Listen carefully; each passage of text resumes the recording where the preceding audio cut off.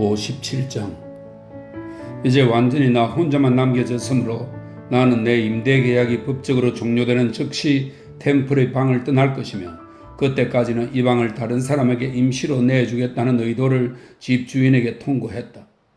곧바로 나는 창문마다 새를 놓는다는 광고지를 붙여놓았다.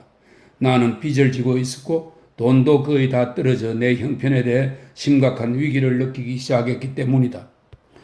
좀 더 정확히 말해서 상황을 파악할 만큼 나에게 기력과 집중력이 남아있었다면 나는 분명히 그렇게 위기를 느꼈을 것이다. 하지만 나는 내가 심한 병에 걸리고 있다는 사실 말고는 그 어떤 실상도 명확하게 인식할 수 없을 만큼 기력과 집중력을 거의 상실한 상태였다. 최근의 정신적 긴장 상태는 나로 하여금 병을 지연시킬 수 있게 해주었지만 그것을 물리치게는 하지 못했다. 나는 이제 병이 나를 덮치고 있다는 것을 알았다. 그리고 그 밖의 것은 거의 아무것도 몰랐으며 병에 대해서조차 주의를 하지 못했다. 하루인가 이틀 동안 나는 소파든지 방바닥이든지 아무데고 우연히 푹 쓰러지는 그 자리에 누워 있었다. 머리가 무겁고 팔다리가 쑤시는 가운데 아무 생각도 할 수 없었고 아무 기운도 없었다.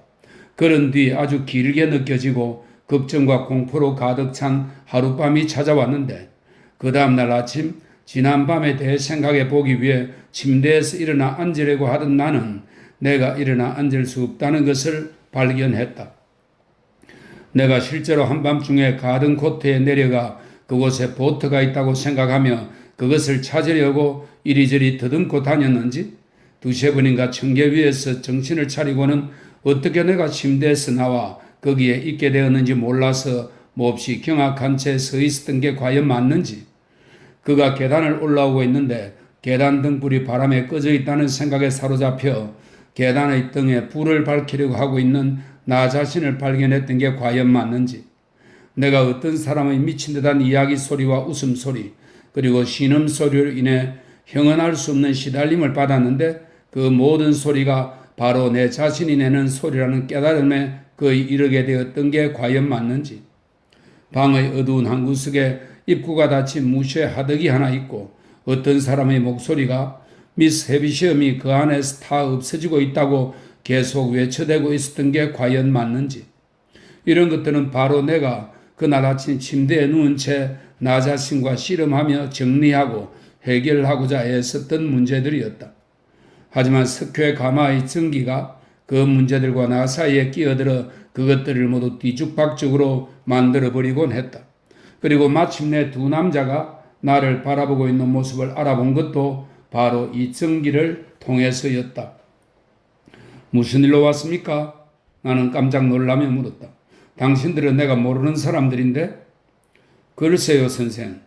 그들 중 한 사람이 허리를 숙여 내 어깨를 만지며 대답했다. 아마 당신이 곧 해결하게 될 일이겠습니다만 당신을 체포하겠습니다. 무슨 빚 때문인가요? 액수는 123파운드, 15실링 6펜스고 보석상의 청구액으로 알고 있습니다. 나를 어떻게 할 건가요? 우리 집에 함께 가줘야겠습니다. 그 남자는 말했다. 나는 아주 훌륭한 집을 관리하고 있습니다. 이 집은 채무자 구치소를 지칭하는 거랍니다. 나는 옷을 입기 위해 침대에서 일어나려고 시도했다. 그 후 내가 다시 그들에게 주의를 기울일 수 있었을 때 그들은 침대에서 약간 떨어져서 나를 바라보며 서 있었다. 그리고 나는 여전히 침대에 누워있는 상태였다. 내 상태가 어떤지 아시겠죠? 나는 말했다. 할 수만 있다면 나는 당신들과 함께 가겠습니다. 하지만 정말이지 움직일 수가 없군요. 나를 지금 여기서 데리고 가면 아무래도 도중에 죽고 말 것만 같습니다. 아마 그들은 무엇라고 대답했거나 그 점에 대해 반박했거나 아니면 내가 생각하는 것보다 내 몸 상태가 좋다고 믿도록 나를 격려하려고 애썼거나 등등 했을 것이다. 하지만 그들은 오직 이처럼 한가닥 가느다란 시로라기 같은 희미한 장면으로만 내 기억에 남아 있었으므로 나는 그들이 나를 데리고 가기를 단념했다는 것을 제외하고는 정확히 무엇을 했는지 모른다. 내가 열병에 걸렸고 사람들이 나를 피했다는 것, 내가 굉장히 심하게 알았다는 것, 내가 자주 이성을 잃고 헛소리를 했다는 것, 시간이 끝없이 길게 느껴졌다는 것, 내가 말도 안 되는 존재들을 나 자신인 줄 착각하며 혼돈했다는 것, 내가 건물벽에 박힌 한 장의 벽돌이었는데 건축업자에 의해 올려놓아진 그 현기증 나는 자리에서 제발 좀 나를 빼달라고 간청하고 있었다는 것, 내가 10년 위에서 철커덩거리며 빠르게 회전하는 거대한 전기기관의 강철 지렛대였지만 내 인간의 몸이 그 곁에 따로 서서 제발 그 전기기관을 중지시키고 거기에서 내가 차지하고 있는 부분을 망치로 쳐서 떼어내 달라고 애원했다는 것, 내가 질병의 이런 여러 단계들을 하나하나 거쳤다는 것, 이 모든 것을 나는 나 자신의 기억을 통해 알고 있으며 또 그 당시에도 어느 정도 알고 있었다.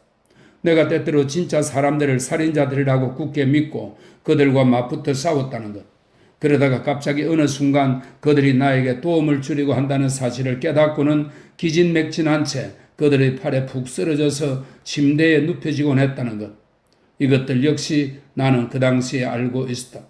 하지만 무엇보다도 잘 알고 있었던 것은 이 모든 사람들이 한결같은 하나의 경향을 보였다는 점이다. 다시 말하건대 무엇보다도 내가 잘 기억하고 있는 것은 이 모든 사람들이 하나의 기이한 경향, 즉 그들의 얼굴이 조만간에 늘 조의 얼굴로 바뀌어 나타나는 경향을 보였다는 점이다. 내 병이 최악의 순간을 넘기고 난 후 나는 다른 모든 정세가 변해가는 가운데도 이 한 가지 일관된 정상만은 변하지 않고 있다는 것을 알아차리기 시작했다. 내 곁에 다가오는 사람이 누구든지 그 사람의 얼굴은 여전히 조의 얼굴로 바뀌곤 했다. 밤중에 눈을 떴을 때 침대 곁의 커다란 의자에는 조의 얼굴이 보였다. 낮에 눈을 떴을 때도 창가 의자에 앉아 열린 창문의 그늘 아래에서 파이프 담배를 피우고 있는 사람은 여전히 조의 모습이었다. 나는 시원한 음료수를 좀 달라고 부탁했다. 그러자 그것을 가져다 주는 그 다정한 손은 조의 손이었다. 나는 음료수를 마신 후 다시 베개 위로 불쑥 쓰러졌다. 다음 순간 희망차고 애정 깊은 시선으로 나를 들여다보는 그 얼굴은 바로 조의 얼굴이었다. 마침내 어느 날 나는 용기를 내어 물어보았다. 거기 조 아니에요? 그러자 귀에 익은 그 다정하고 구수한 목소리가 대답했다. 그렇다네 이복의 친구. 오, 조, 매분은 제 가슴을 찢어지게 하는군요. 제발 환한 얼굴로 저를 봐주세요. 저를 때려주세요. 제 배은망덕함을 꾸짖어 주세요. 제발 저를 이렇게 잘 대해주지 말아주세요. 조는 실제로 내가 자기를 알아보았다는 기쁨에 베개를 베고 내 옆에 누워 팔로 내 목을 감싸며 나를 꼭 안아주었던 것이다. 이복의 다정한 내의 친구 핍, 조는 말했다. 자네와 난 언제나 다정한 친구였지. 이제 너가 건강해져서 마차를 타고 바람을 쐴 수 있을 만큼 되면 그 얼마나 신나겠니? 그렇게 말한 뒤 조는 창가로 걸어갔다. 그러고는 나에게 등을 돌린 채 눈물을 닦으며 서 있었다. 몸이 극도로 허약한 상태였으므로 침대에서 일어나 그에게로 갈 수 없었던 나는 그 자리에 그대로 누운 채 참회의 목소리로 속삭이듯 말했다. 오 하나님, 그를 축복하소서. 오 하나님, 참 그리스도인다운 이 고결한 사람을 축복하소서. 조가 다시 내 곁에 다가왔을 때 그의 눈은 빨개져 있었다. 하지만 나는 그의 손을 꼭 잡고 있었고 우리는 둘 다 행복한 감정에 가득 차 있었다. 다정한 조, 얼마나 오래되었지요? 그러니까 피, 너의 말은 너가 얼마나 오래 아팠느냐 이거지? 이복의 친구. 그래요, 조. 지금이 5월 말이란다, 피. 내일이면 6월 첫째 날이 되지. 그동안 내내 여기 와 계셨어요, 조 매부? 거의 그런 셈이라네, 친구. 왜냐하면 너가 아프다는 소식을 편지로 전해받았을 때 내가 비디에게 말했던 것처럼, 그런데 그 편지는 우편 배달부가 가지고 왔단다. 그리고 그는 예전엔 총각이었지만 이젠 결혼했단다. 비록 굉장히 많이 걷고 구주 가둑 닦은 것에 비해 보수가 너무 적지만 말이다. 하지만 재산은 그의 관심사가 아니었다니, 결혼만이 그가 진심으로 바라는 큰 소망이었다니. 매부가 이야기하는 걸 들으니 정말 즐거워요, 조. 하지만 매부가 비디에게 뭐라고 말했는지 그 부분에서 말을 계속해 주실래요? 그건 말이다, 이거였단다. 조는 말했다. 너가 낯선 사람들 사이에 있을지도 모르고 또 너와 난 언제나 다정한 친구였으니 이런 순간에 한번 방문하는 것 정도는 너가 그리 싫어하진 않을 거라는 거였단다. 그러자 비디는 이렇게 말했단다. 어서 그에게 가보세요. 조금도 지체하지 말고요. 그게 바로 존은 마치 요지를 명백히 밝히는 재판관 같은 태도로 말했다. 비디가 한 말이었다. 어서 그에게 가보세요. 비디 말했지. 조금도 지체하지 말고요. 라고 말이야. 요컨대 존은 잠깐 엄숙하게 숙고해 본 뒤 이렇게 덧붙였다. 그 젊은 처녀의 말이 1분도 시간을 지체하지 말고요 라는 거였다고 주장한다고 해도 널 크게 속이는 게 아닐 거다. 여기서 존은 갑자기 말을 중단하더니 내게 이야기를 아주 절제하도록 되어 있으며 먹고 싶은 마음이 있든 없든 내가 일정한 시간에 자주 음식을 조금씩 들어야 하며 그의 모든 지시를 순종함에 따르도록 되어 있다고 나에게 알려주었다. 그리하여 나는 그의 손에 입을 맞추고 가만히 누워 있었다. 그리고 그동안 그는 비디에게 보낼 편지를 작성하는 중대한 업무에 착수했다. 분명 비디는 그동안 조에게 글 쓰는 법을 가르쳐 준 게 틀림없었다.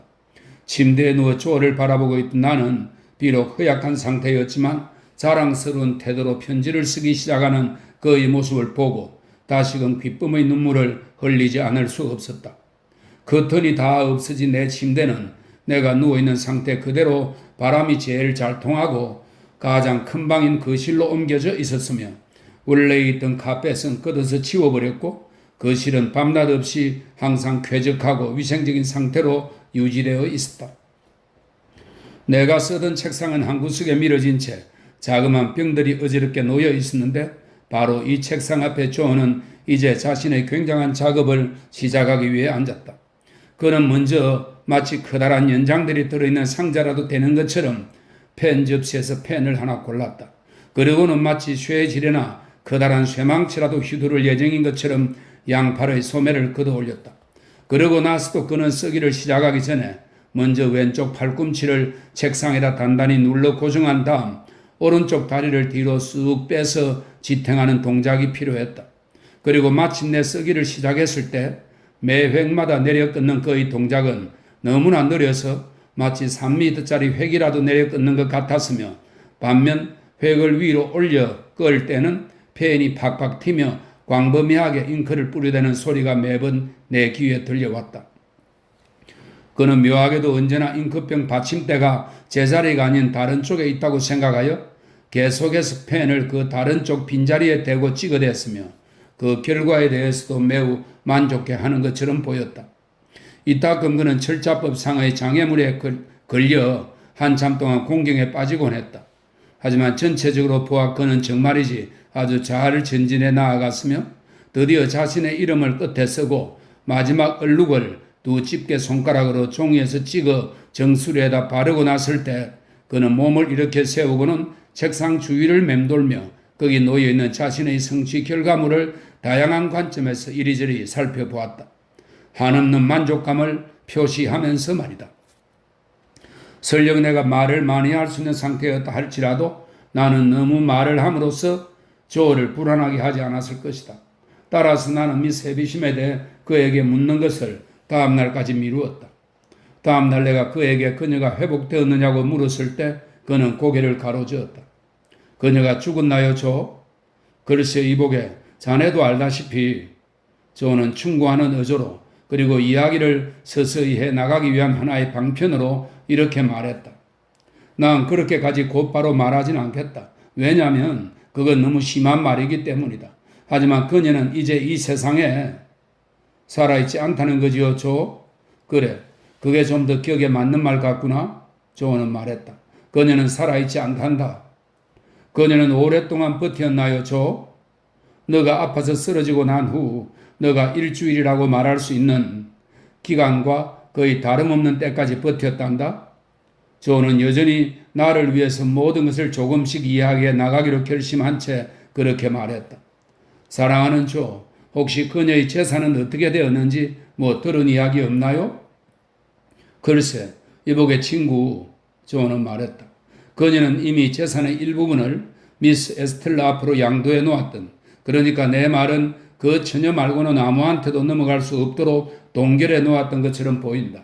하지만 그녀는 사고가 나기 하루인가 이틀 전에 자필로 직접 짤막한 축하 조항이란 걸 써놓았는데 그 내용은 자그마치 4,000파운드나 되는 거금을 매슈 포키 씨에게 남겨놓는다는 거였단다.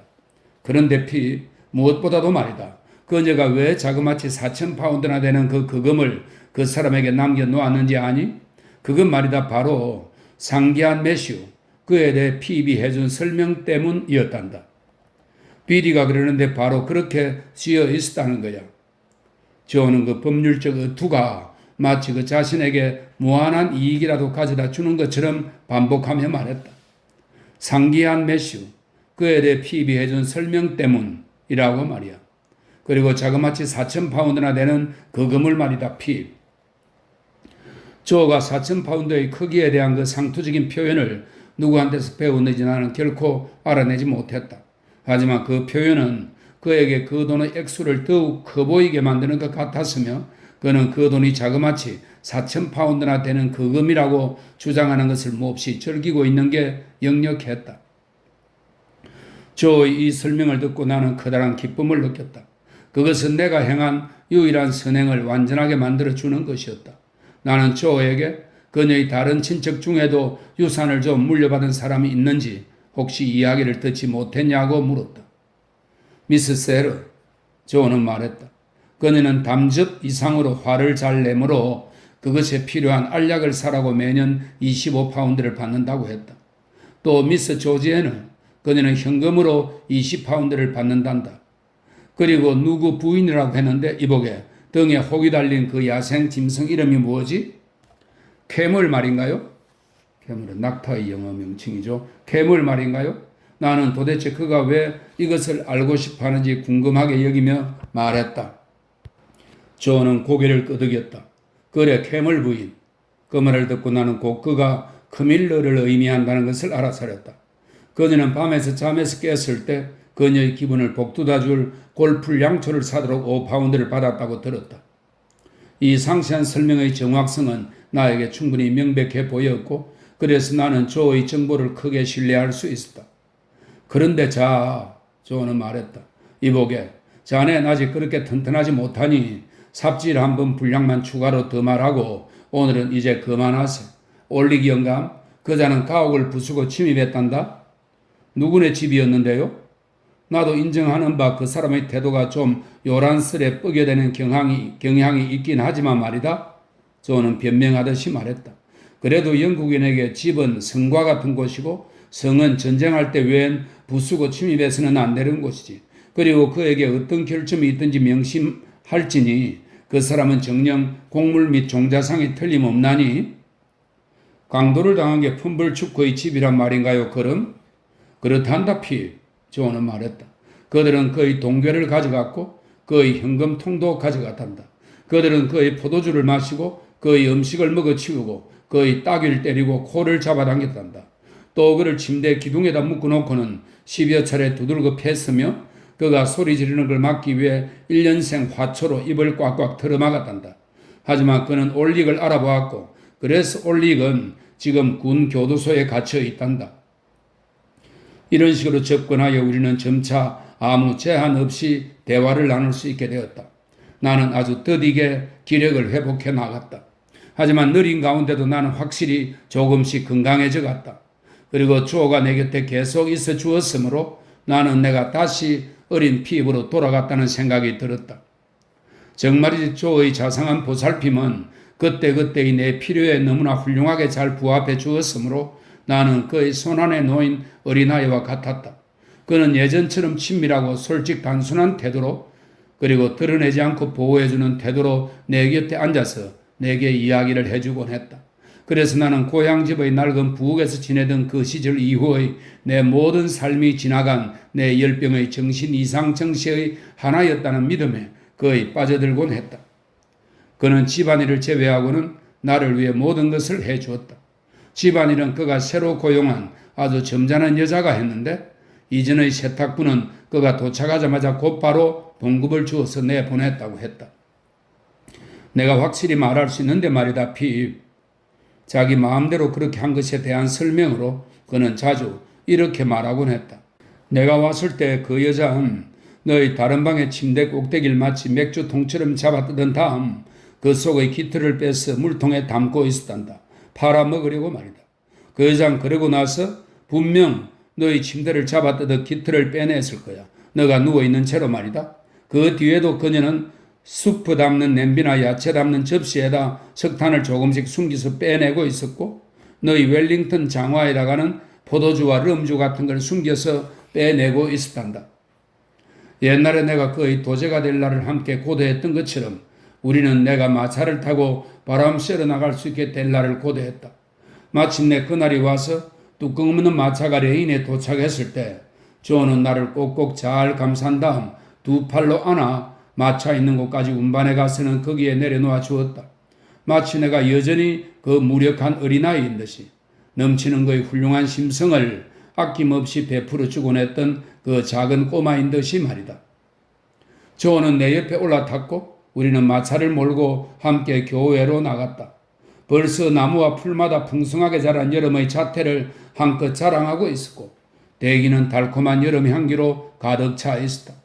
그날은 마침 일요일이었는데 나는 주변의 아름다운 풍경을 바라보며 내가 가련하게 침대에 누워 열로 뜨겁게 달아오른 채 뒹구는 동안 낮에는 햇빛을 받고 밤에는 별빛 아래에서 초목들이 어떻게 자라서 변해갔고 작은 야생화들이 어떻게 피어났으며 새들이 지저귀는 소리가 어떻게 활기를 띄어갔는가를 생각했다. 그러자 침대에 그렇게 뜨겁게 달아오른 몸으로 뒹굴고 있었다는 단순한 기억조차 내 마음의 평화를 깨는 아픔으로 다가왔다. 하지만 교회의 일요일 종소리가 들리는 가운데 눈앞에 펼쳐진 아름다운 풍경을 조금 더 둘러보았을 때 나는 내가 아무리 감사해도 모자랄 것이라고 그리고 내가 아직 너무 약해서 감사하는 것조차 제대로 못하고 있구나 하고 느꼈다. 그리고는 오래전에 조를 따라 박람회인가 어딘가에 갔다가 내 어린 감각이 감당하기에 너무나 많은 것들을 보고 피곤해졌을 때 그랬던 것처럼 내 머리를 조의 어깨에 기대었다. 잠시 후 나는 평정을 좀 더 되찾았다. 그리고 우리는 옛 포병대 자리의 풀밭에 누워서 이야기하던 것처럼 즐겁게 이야기를 나누었다. 조는 조금도 변한 데가 없었다. 정확히 그 옛날 내 눈에 비쳤던 모습 그대로 그는 그 순간 내 눈에 비치고 있었다. 오직 충실할 뿐이며 오직 올바를 뿐인 그 모습 그대로 말이다.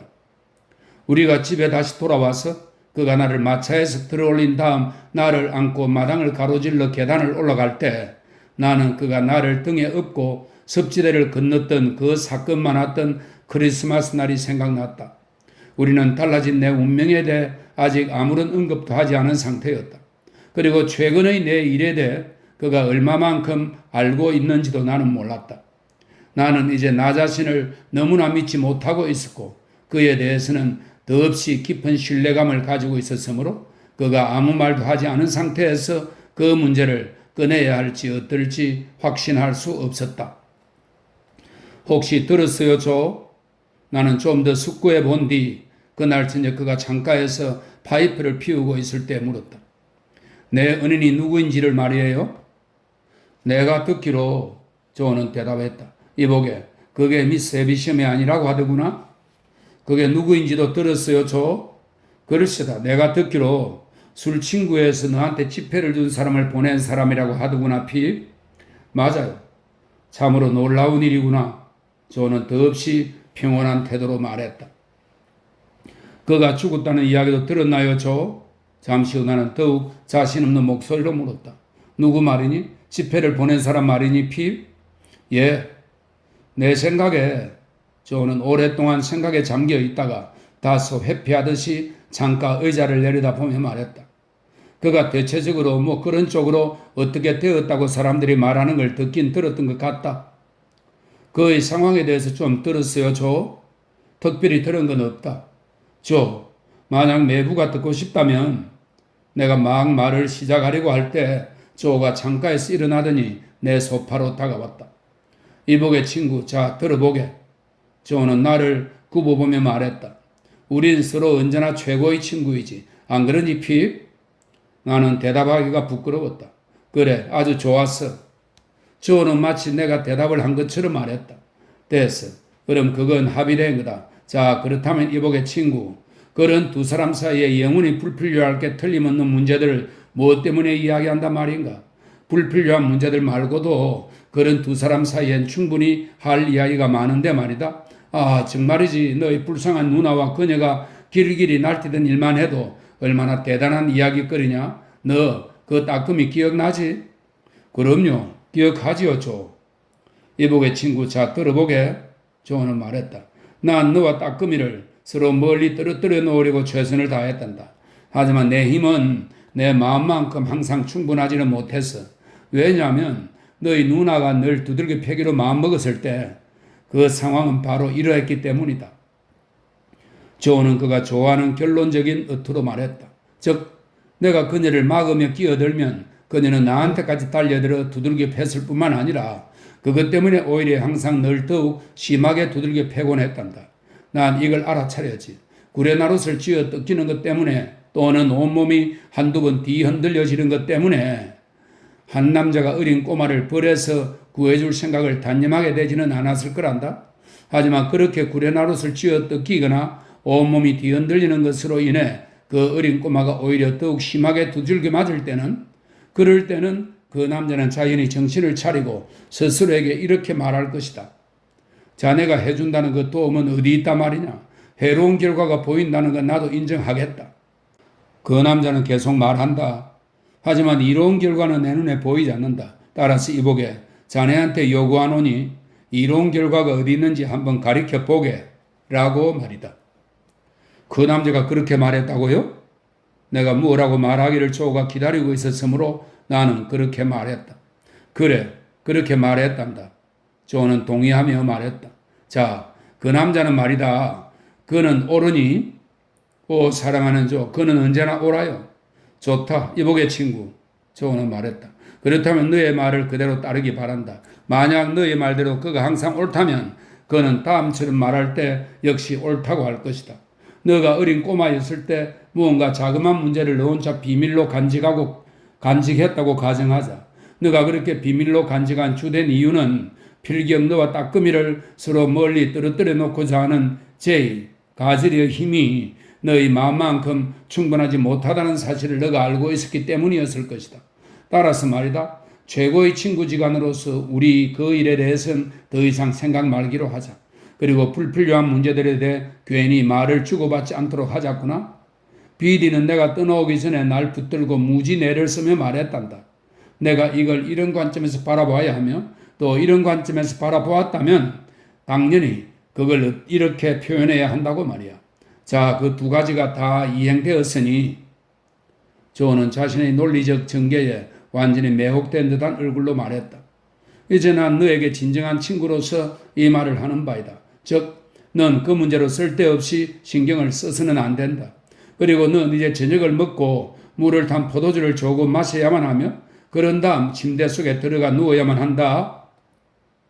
조가 이 문제를 처리한 그 섬세한 배려, 그리고 그가 그렇게 할 수 있도록 준비시켜준 비디의 그 자상한 솜씨와 친절함은 내 마음에 깊은 감동을 주었다.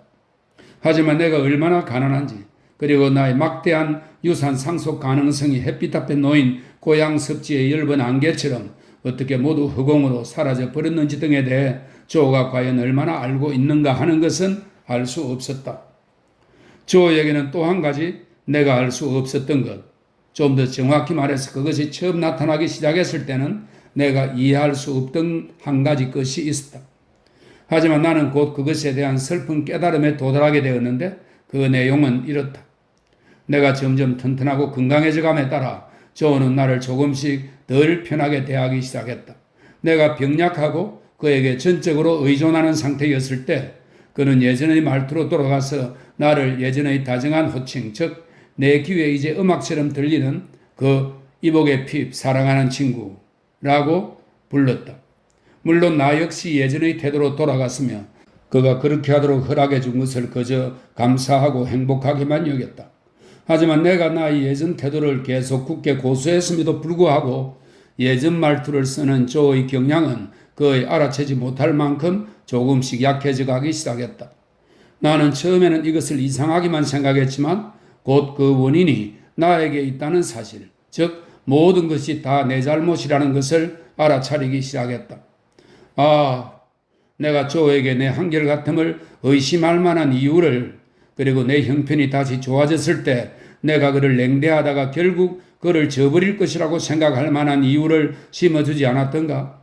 내가 점점 튼튼해져감에 따라 나를 잡고 있는 그의 힘이 점점 약해질 것이며, 따라서 내가 그를 뿌리치고 떠나기 전에 그가 먼저 적절한 시기에 나를 잡은 힘을 풀어 내가 떠나보내는 것이 더 낫다고 본능적으로 느낄 만한 이유를 조의 순수한 가슴에 나 자신이 심어놓지 않았던가. 내가 조의 이 변화를 아주 확실하게 본 것은 그의 팔에 의지하여 템플 공원의 세 번째인가 네 번째로 산책하러 나왔을 때였다. 우리는 밝고 따뜻한 햇살이 비치는 가운데 강을 바라보며 앉아 있었다. 그러다가 돌아가려고 일어섰을 때 나는 나도 모르게 이렇게 말하게 되었다. 이것 보세요, 저는 이제 아주 힘차게 걸을 수 있어요. 이제 곧 나 혼자 걸어서 돌아가는 걸 볼 수 있을 거예요. 너무 무리하지는 말아라, 핍. 조는 말했다. 하지만 너가 혼자 걸어갈 수 있다는 걸 보면 나는 기쁠 겁니다, 나리. 이 마지막 단어는 내 귀에 거슬렸다. 하지만 내가 어찌 항의할 수 있단 말인가. 나는 공원 출입문까지만 걸어갔다. 그러고는 실제보다 기운이 없는 채 하며 조에게 부축해달라고 부탁했다. 조는 즉시 팔로 나를 부축해 주었지만 무언가 생각에 잠긴 얼굴이었다. 나 역시 마찬가지로 생각에 잠겼다. 왜냐하면 점점 커지는 조의 이 변화를 막을 수 있는 최선의 방법이 무엇일까 하는 것은 후회 가득한 내 마음을 가로막고 있는 몹시 곤혹스러운 문제였기 때문이다. 내가 어떤 처지에 놓여 있으며 내가 얼마나 몰락했는지 그에게 정확하게 이야기하기가 부끄럽다는 것을 나는 감추지 않겠다. 하지만 나는 내 그런 주저함이 완전히 무가치하기만 한 것은 아니었다고 생각한다. 그는 분명 얼마 안 되는 자신의 저축한 돈으로 나를 도와주려고 할 것이었으며, 나는 그가 그렇게 나를 도와서는 안 된다는 것을, 그리고 그가 그렇게 돕도록 해서는 안 된다는 것을 잘 알고 있었던 것이다. 그날 저녁 우리는 둘 다 생각에 잠겨 있었다. 하지만 나는 잠자리에 들기 이미 한참 전에 내일이 일요일이므로 내일까지는 그대로 기다렸다가 새로운 한 주가 시작되는 모레 새로운 행동을 개시하겠다고 결심한 상태였다. 월요일 아침에 나는 이 변화에 대해 그와 터놓고 이야기하리라. 나는 망설이는 마음의 벽의 이 마지막 잔재를 떨쳐버리리라. 나는 그에게 내가 염두에 두고 있는 생각을 말하리라. 그리고 내가 왜 허브트가 있는 곳으로 나가는 일을 아직 결정하지 않았는지 말하리라. 그러면 그 변화는 영원히 정복되어 없어지리라. 내 안색이 밝아짐에 따라 조의 안색도 밝아졌다. 그리고 마치 나와 공감이라도 한 것처럼 그 역시 어떤 결심에 도달한 듯한 얼굴이었다. 우리는 일요일을 조용히 맞았다. 그리고 우리는 교회로 마차를 타고 나가서 들판을 산책했다. 나는 내가 아팠던 것을 감사하게 느껴요, 조. 나는 말했다. 이복의 핍, 사랑하는 친구. 자네는 이제 거의 다 회복되었습니다, 나리. 아팠던 동안은 나에겐 기억될 만한 시간이었어요, 조. 나에게도 그렇답니다, 나리. 조는 대답했다. 우리가 함께 보낸 시간을 나는 결코 잊지 못할 거예요, 조. 내가 잠시 잊고 지냈던 나날들이 한때 있었다는 걸 잘 알아요. 하지만 이 시간만큼은 결코 잊지 않을 거예요. 피. 조는 약간 서두르며 불편한 듯한 태도로 말했다. 그동안 분명 신나는 시간이었지. 그리고 친애하는 나리. 그동안 우리 사이에 있었던 일은 분명코 있었던 것이죠. 밤에 내가 잠자리에 들었을 때 내 회복 기간 동안 내내 그랬던 것처럼 조는 내 방에 들어왔다. 그는 내게 아침과 다름없이 건강하다는 걸 확신할 수 있냐고 물었다. 그래요, 사랑하는 조. 정말 그대로예요. 게다가 앞으로도 계속 힘차고 건강해지겠군. 이복의 친구. 그럼요, 사랑하는 조. 줄기차게 걸을 거예요. 조는 선량한 커다란 손으로 이불에 덮인 내 어깨를 가볍게 두드려 주었다. 그러고는 목이 좀 쉰 것 같은 목소리로 말했다. 잘 자거라. 다음날 아침 나는 더욱 튼튼하고 상쾌해진 기분으로 침대에서 일어났으며 지체 없이 조에게 모든 것을 이야기할 결심으로 가득 차 있었다. 나는 아침 식사 전에 그에게 이야기하리라. 일단 즉시 옷을 입고 그의 방으로 가서 그를 놀라게 하리라. 왜냐하면 그날 나는 처음으로 일찍 일어났기 때문이다. 나는 그의 방으로 갔다. 그는 방에 없었다. 방에 없는 것은 조만이 아니었다. 그의 짐상자 역시 보이지 않았다. 나는 아침 식탁이 있는 곳으로 급히 달려갔다. 그리고 식탁 위에 편지 한 장이 놓여 있는 것을 발견했다. 편지의 짤막한 내용은 다음과 같았다. 방해가 되고 싶지 않아서 난 이제 떠난다. 사랑하는 피, 너가 다시 건강해졌고 내가 없이도 더 잘해 나갈 것이기 때문이다. 조, 추신, 언제나 최고의 친구. 편지 안에는 내가 체포당했던 원인인 빚과 그 소송 비용을 지불한 영수증이 동봉되어 있었다. 바로 그 순간까지 나는 어리석게도 내 채권자가 내가 완전히 회복될 때까지 소송을 취하했거나 중단한 줄로만 믿고 있었던 것이다. 나는 조가 그 돈을 갚으리라고는 아예 꿈조차 꾸지 못했다. 하지만 조는 그 돈을 갚았던 것이며 그래서 영수증은 그의 이름으로 되어 있었다. 이제 나에게 남은 일이 무엇이겠는가? 그를 따라 정든 옛 대장간으로 달려가서 그에게 내 속마음을 남김없이 다 털어놓으며 참회하는 마음으로 그의 용서를 간청하는 것 말고는 말이다. 그리고 내 마음과 가슴 속에 간직되어 있던 그 두 번째 것, 내 생각 속을 어렴풋이 떠도는 어떤 막연한 것으로 시작되었다가 점차 하나의 확고한 목적으로 형성된 아직 말하지 못한 그 결심을 마침내 고백하는 일 말고는 말이다. 그 결심은 바로 이것이었다. 나는 비리를 찾아갈 것이다. 그리고 내가 얼마나 겸손하고 뉘우치는 사람이 되어서 돌아왔는지 그녀에게 보여줄 것이다. 그리고 내가 한때 희망했던 모든 것을 어떻게 다 잃었는지 그녀에게 말할 것이며 내가 처음 불행을 느꼈던 그 옛날에 우리가 서로 마음을 터놓고 이야기했던 일을 그녀에게 상기시킬 것이다. 그런 다음 나는 그녀에게 이렇게 말할 것이다. 비리, 나는 너가 한때 나를 매우 좋아한 적이 있었다고 생각해. 그때 나는 비록 너한테서 멀어져 가고 있으면서도 너와 함께 있으면 빗나간 마음이 늘 평온해지고 좋아졌지. 그 이후 그 어느 때보다도 말이야. 만약 너가 나를 그때의 반만큼이라도 다시 좋아할 수 있다면, 만약 너가 내게 있는 그 모든 결점과 실망스러운 점에도 불구하고 나를 받아들일 수 있다면, 만약 너가 나를 용서받은 어린아이처럼 받아줄 수 있다면 나는 내가 이전보다는 좀 더, 많이는 아니고 그저 좀 더 너한테 어울리는 사람이 되어 있다고 생각해. 그리고 비리, 내가 조와 함께 대장간에서 일하며 살 것인지 아니면 이 고장에서 다른 직업을 구할 것인지 아니면 하나의 기회가 나를 기다리고 있는 먼 곳으로 우리가 함께 떠날 것인지 하는 것은 오직 너의 말에 따라 결정될 거야. 자, 사랑하는 비리, 만약 너가 나와 함께 이 세상을 살아가겠다고 말해줄 수 있다면 그것으로 인해 틀림없이 이 세상은 나에게 더 아름다운 곳이 될 것이고 나 역시 이 세상에 좀 더 가치 있는 사람이 될 거야.